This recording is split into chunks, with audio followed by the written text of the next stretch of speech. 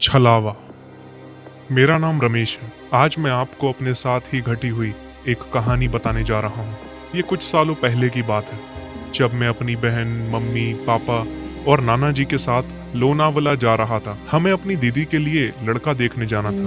वो दिन मुझे आज भी याद है। उस दिन मंगलवार था। हम करीब 6 बजे अपने घर से निकले थे। लोनावला से थोड़ी पहले एक हाईवे आता था जो 2 रास्ते दिखा रहा था। पापा ने वहीं गाड़ी रोकी कि शॉर्टकट से चलते हैं। यह रास्ता शॉर्टकट है, इससे चलते हैं, जल्दी पहुंच जाएंगे। वैसे भी अब रात होने वाली है। नहीं बेटा, ये रास्ता कुछ ठीक नहीं लग रहा। रात भी होने वाली है। हमें सीधे हाईवे से ही चलना चाहिए। हाँ जी, पापा बिल्कुल सही कह रहे हैं। इस समय हमें इस रास्ते से नहीं जाना चाहिए। ये सेफ नहीं होगा। अचानक ही मुझे झाड़ियों में से किसी के आने की आवाज सी आई। मुझे ऐसा लगा जैसे वहां से कोई निकला हो, लेकिन जब मैंने देखा तो वहां कोई नहीं था। मुझे थोड़ा अजीब तो लगा था, पर मैंने उसे इग्नोर किया। अचानक ही मेरी दीदी बहुत तेजी से चिल्लाई। हमने देखा तो दीदी के साइड वाले शीशे पर एक बहुत ही बूढ़ी सी औरत चिपक कर खड़ी थी, जो दिखने में बहुत ही डरावनी लग रही थी। उसके बाल खुले हुए थे, बिल्कुल काला सा चेहरा, और उसकी हरकतें भी बहुत डरावनी थी। फिर वो दीदी के शीशे से पापा वाले पर जाकर चिपक जाती है।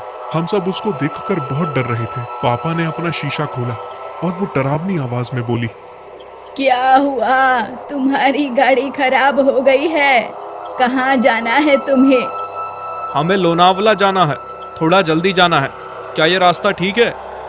हाँ बिल्कुल ठीक है। इस पर चले जाओ, जल्दी पहुँच जाओगे जहाँ जाना है। पापा डिसाइड कर लेते हैं और हम चल देते हैं। जैसे ही नाना जी पीछे देखते हैं, पता नहीं वो औरत कहां से हवा में गायब हो जाती है। अरे, वो औरत कहाँ गायब हो गई? दिखाई नहीं दे रही है। क्या बाबूजी, यहीं थोड़ी खड़ी रहेगी, चली गई होगी इधर उधर। मुझे कुछ ठीक नहीं लग रहा है। हमें वापस चलना चाहिए।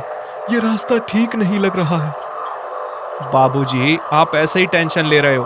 कोई दिक्कत नहीं है, जल्दी पहुंच जाएंगे। कुछ दूर चलने के बाद एक आदमी सड़क के बीचों बीच खड़ा होकर हमारी गाड़ी रुकवा रहा था। पापा ने गाड़ी रोक ली। वो अचानक आकर हमसे पूछताछ करने लगा, तो तुम लोग कौन हो और कहाँ जा रहे हो? पहले आप बताइए, आप कौन हैं और हमसे ये सवाल क्यों पूछ रहे हो? अचानक नाना जी बहुत तेजी से चिल्लाते हुए कहते हैं, बेटा, गाड़ी बढ़ाओ, गाड़ी चलाओ बेटा।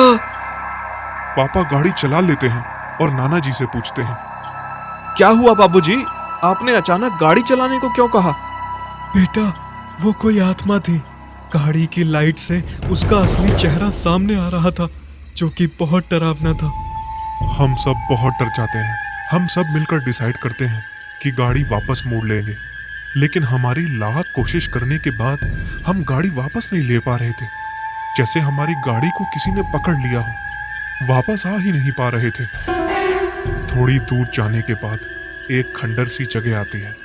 वहां पहुंचते ही हमारी गाड़ी खराब हो जाती है।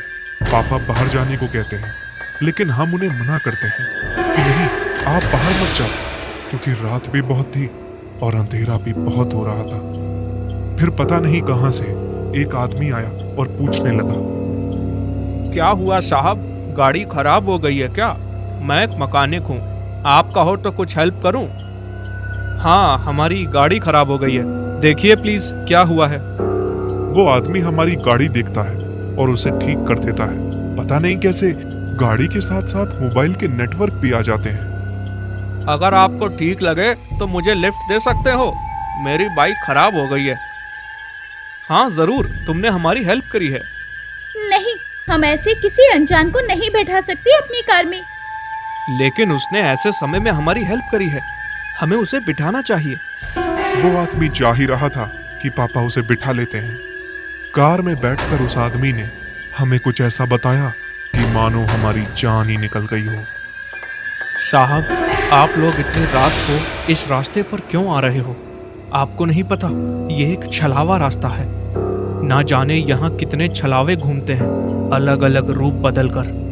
नहीं, हमें ऐसा कुछ नहीं पता। एक बुढ़िया अम्मा ने ये रास्ता सही बताया था।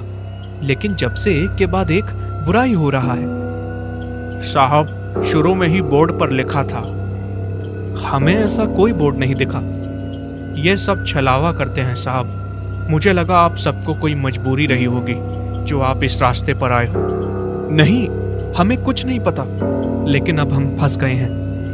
मम्मी हम सबको हनुमान चालीसा पढ़ने को कहती हैं। जैसे ही हम हनुमान चालीसा पढ़ते हैं, हमें उस आदमी के खुर्राने की आवाज आती है और कहने लगा कि ये मंत्र बंद करो। और देखते ही देखते वो काला बादल सा बनकर हमारे सामने से चला जाता है।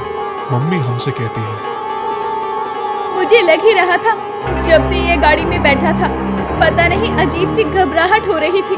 और वैसे भी जब इसको इस रास्ते के बारे में इतना सब कुछ पता था, तो ये क्या कर रहा था इस रास्ते पर? हम उस रास्ते से निकल ही नहीं पा रहे थे, जैसे गोल गोल घूम रहे हों और बार बार वही एक जगह उस खंडर वाली जगह पर आ जाते थे। हमें कुछ नहीं समझ आ रहा था। थोड़ी दूर चलकर हमें एक ढाबा दिखता है। वहां लाइट और कुछ आदमी बैठे होते हैं। हम वहां जाने को सोचते हैं और हम वहां के लिए चल देते हैं। ये जगह ठीक नहीं है, यहाँ से चलो। तुम पागल हो गए हो? इतने लोग बैठे हैं यहाँ पर, खाना खा रहे हैं, और तुम मना कर रहे हो? मुझे अपना फोन दो, क्योंकि छलावा तुम्हें धोखा दे सकता है, कैमरे को नहीं। मम्मी हमारे सबका फोटो क्लिक करती है और हम सब यह देखकर हैरान हो जाते हैं कि फोटो में हमारे अलावा कोई नहीं था। हम सब वहां से हनुमान चालीसा का मंत्र पढ़ते हुए भाग लेते हैं।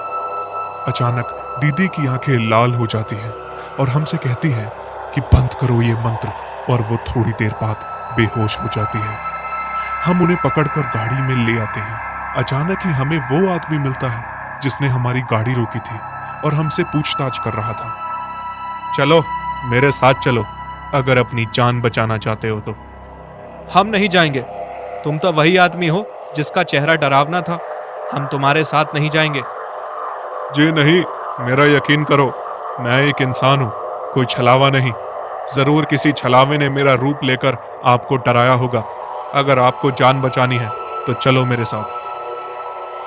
और हम उसके साथ एक सुनसान से घर में जाकर रुकते हैं।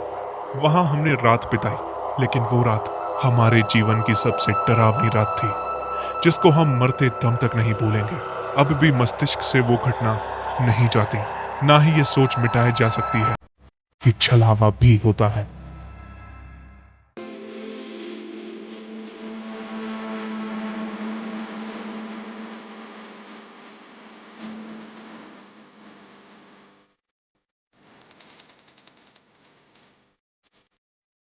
अगर आपको हमारी कहानियाँ पसंद आ रही है तो please like, share and subscribe कीजिए।